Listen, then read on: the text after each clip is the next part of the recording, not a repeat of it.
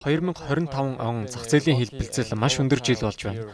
Зөвхөн хувьцаануудад ч бус бонд болон түүхийн эдийн зах зээл огцом савлгаатай байна. Энэ таварлашгүй цаг үед арилжаанд оролцогчид, хөрөнгө оруулагчид техник шинжилгээг хэрхэн давуу талаа болгон ашиглаж болох вэ?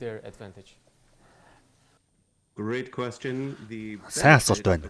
Ихэнх арилжаанд оролцогчдын орхидуул хандлагатай байдаг техник шинжилгээний гол давуу тал нь зах зээлд яг одоо юу болж байгааг ойлгох боломж. Дэлхийн хувьцааны индексүүдийг аваад үзье. Бүгд л түүхэн дээцэгтэй хүрсэн, эсвэл хүрэх замдаа явж байна. Бух зах зээл үргэлжилж байна. Гэхдээ макро эдийн засгийн дүр зургийг аваад үзвэл одоогийн нөхцөл байдал үүр дүргэлжлэх боломжгүй хэлтгэж байгаа. Тэгэхээр хувьцаанууд, бонд болон түүхийн эдийн зах зээлийн өнөөгийн нөхцөл байдлыг оновчтой тодорхойлох хэрэгтэй болно. Ерөнхийдөө техник шинжилгээ нь сэтгэл хөдлөлөөр шийдвэр гаргахаас эргэлж, байршлаа зөв эзлэхэд давуу тал болно. So there are many trading and investing. Арилжаа хөрөнгө оруулалтын олон стратеги байдаг. Тэгэхээр арилжаанд оролцогчид хэрхэн оновчтой, ухамсартай байдлаар техник шинжилгээг өөрийн хөрөнгө оруулалтын стратегид нэвтрүүлж болох вэ? Техник шинжилгээний арга барилд маш олон хэрэгцэл индикаторууд багтдаг. Нэмээд үүн арилжааны хэмжээ, хэлбэлзэл, зах зээлийн харилцан хамаарлал гээд олон судалгааны ажлууд бий. Макро эдийн засаг, зах зээлийн сентимент, цикл гээд маш олон зүйл бий. Залуу арилжаанд оролцогчдод техник шинжилгээг ашиглахдаа зөвхөн нэг индикаторт найдах бас бодит байдлыг олон янзаар шинжихийг би үргэлж зөвлөдөг. Яг одоо дэлхийн зах зээлийг тааварлаж, залууртахад маш төвөгтэй байгаа талаар би түрүүн ярьсан. Тэгэхээр гол эрсдлийн түвшинтэй нь хаана байгааг тодорхойлох, зарах болон худалдан авах шийдвэр гаргахад нь туслах тогтсон арга барилтай байх нь чухал.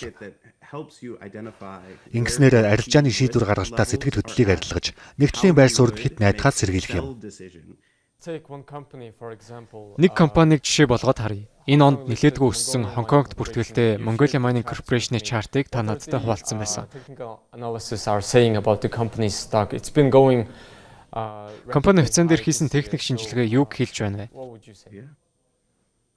So the best thing that I can talk to investors about is identify. Тэгэхээр хөрөнгө оруулагчдад трендийг тодорхойлох нь нэн чухал болохыг би үргэлж сануулдаг. Бидний баримтлагдаг гол зарчим бол аливаа тренд үргэлжлэх бүхий л хугацаанд нэг хэсэг нь байхыг зорддог.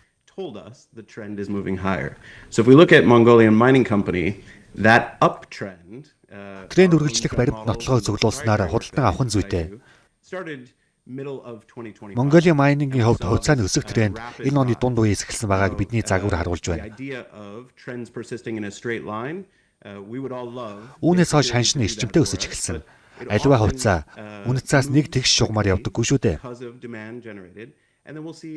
Эрэлт бий болсноор ихэвчлэн ханш нь огцом өсөж, хэсэг хугацааны засвар хөдөлгөөн ордог.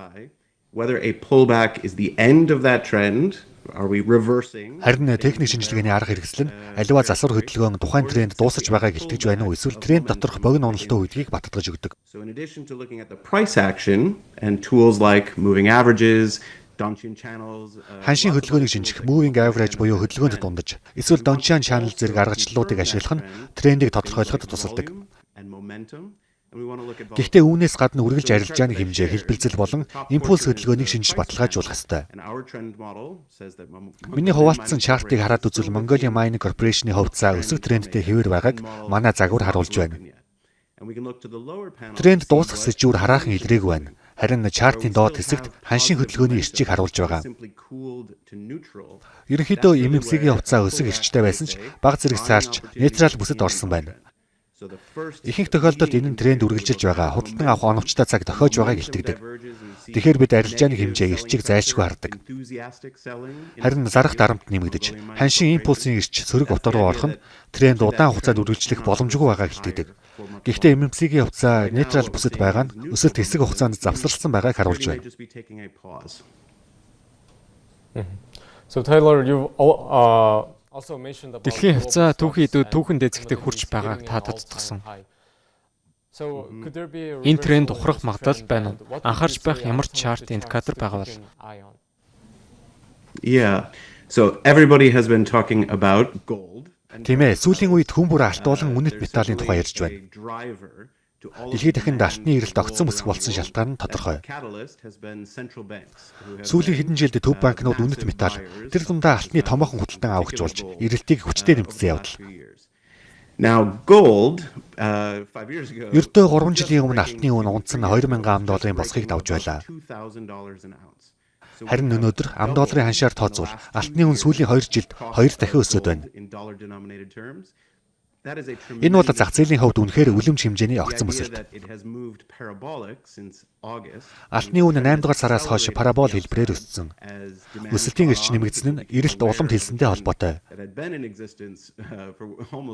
Үнэн дээр энэ өсөх хандлага 2 жилийн өмнөөс эхэлсэн ч олон нийт хөрөнгө оруулагчид үнийг саяхнаас л өргөн хүрээнд анзаарч эрэлтэд нэмж түлхэж өгсөн.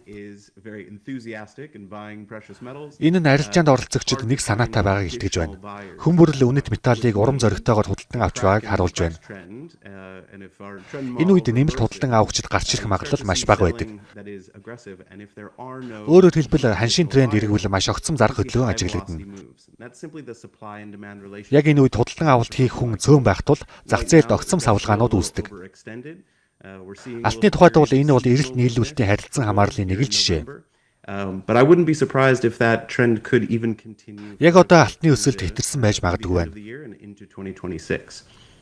You mentioned other markets around the world. 11-р сард улирлын чанартай бага зэргийн эрэлт сулрах хандлага ажиглагдж байна. Гэхдээ алтны өсөх тренд энэ доон дуустал үргэлжилж 2026 оны ихэр чадварлагдахад би гайхгүй. Та дэлхийн бусад зах зээлийг дурдсан. Мэдээж бондын зах зээлийг бид анхааралтай ажигладаг. Яг одоо ижил хугацаатай бондуудын өгөөжийн зөрүүг харуул баавга зах зээл дохиох эрсдэл бага байгааг илтгэж байна. Төв банкнууд бодлогын хүүгээ зөөлрүүлсээр байгаа. Хувьцааны хувьд энэ нь юу гэсэн үг вэ гэдгийг тодорхойлохдоо бид жижиг үнэлгээтэй компаниудыг анхааралтай ажигладаг. S&P 500 доторх бага үнэлгээтэй компаниуд эсвэл Russell 2000 индексийг хардаг. Учир нь эдгээр жижиг үнэлгээтэй компаниуд хөрвөх чадвар, санхүүжилтээс өндөр хамааралтай байдаг. Одоо юу харагдаж байна вэ гэхээр хэмэл оюуны нөлөөгөөр технологийн мега компаниудын хөтлсөн огцом өсөлтийг жижиг үнэлгээтэй компаниуд нөхөж эхэлж байна. Тэгэхээр одоогийн бух зах зээл үргэлжлэхэд өсөлтөд эзлэх хувьд арахах төрөлжилт хэрэгтэй харагдаж байна. Өөрөөр хэлбэл зах зээлийн өсөлт өргөн хүрээг хамрах хэрэгтэй. Энэ нь техник шинжилгээний чухал индикаторуудын нэг. Бух зах зээл эрчээ хадгалахад зах зээлийн орон зай өргөн байх нь маш чухал байдаг. So also fundamental and market sentiment factors also. Зах зээлд суурь шинжилгээ хийх нь мөн чухал шүү дээ. Тэгэхээр та Монголын хөрөнгө оруулагчид арилжаанд оролцогчдод юу гэж зөвлөх вэ? Yeah. So you mentioned sentiment as well as fundamental drivers. Та зах зээлийн төлөв байдал, суурь хүчин зүйлсийг дурдлаа. CMT зэрэгтэй хүн бүрээ нэг зүйлийг адил хэлдэг. Урт хугацааны трендийг эхлүүлдэг цөм нь үн цэнийг бий болгох суурь хүчин зүйл байдаг. Жишээлбэл шинэ технологи хөгжүүлж, борлуулснараа хувьцаа эзэмшигчдтэй үн цэнд бүтээж байгаа компани гэх мэт. Суурь хүчин зүйл эсвэл макро эдийн засгийн шалтгаанаар урт хугацааны трендийн эхлэл тавигддаг. Гэхдээ суурь хүчин зүйлтэй холбоотой мэдээлэл гарсан дараа үе зах зээл нэг чигт хөдөлдөггүй. Ялангуяа Америк нэгдсэн улсаас бусад оронд энэ нь ихээр хамаардаг. Учир нь аливаа суурь эдийн засгийн дарахад цагийн зөрүүтэй байдаг. Хөрөнгө оруулагчдын зан төлөв, хандлага зах зээлд тусгалаа олох хүртэл хугацаа шаарддаг. Тэгэхээр ханш гэдэг нь машингийн нарийн дата гэдэгт бид итгэдэг. Юу хэлэх гээд байна вэ гэхээр зах зээлийн бүхэл тоглогчид аливаа суурь мэдээллийг тунгааж шийдвэрээ гаргахад тодорхой хугацаа ордог. Үүний дараа л хөрөнгө оруулагчдын гаргасан шийдвэр бодит чарт дээр илэрч эхэлдэг. Тийм л учраас бид ханшийг анхааралтай ажиглаж, гол төвшнийг тогтоож, трендийг хайдаг. Мөн зах зээлийн эрч, төлөв байдлын техник шинжилгээ хийх нь хөрөнгө оруулагчдын ерөнхий зан төлөвийг тодорхойлоход тусалдаг. Мэдээж хөрөнгө оруулагчид үргэлж логиктой шийдвэр гаргадаггүй. Бух зах зээл дуусах үед хангалуун, баавга зах зээлийн эцэст гутрахч тохиолдлууд бүхэл хөрөнгө оруулагчдад гардаг.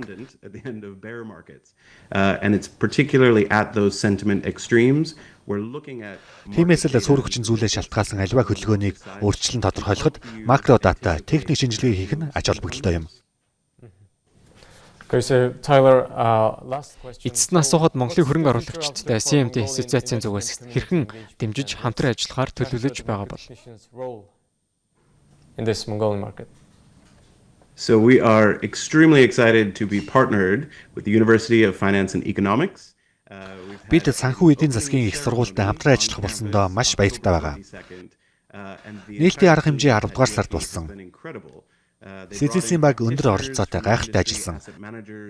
Салбарын брокерууд, хөрөнгөний удирдлага болон олон оролцогчдыг урьж, академик түншлэлийнхээ талаар сурагчдтай нээлттэй хэлэлцүүлэг хийсэн. Нью-Йорк хотод төвтэй CMT ассоциац нь Дубай, Мумбай, Торонто гэх мэт олон хотуудад салбартай.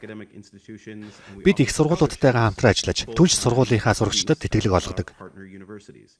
CCC-тэй хамтран ажилласнаар бид салбарын мэргэжилтнүүд, сурагчдыг хооронд нь холбож байгаа.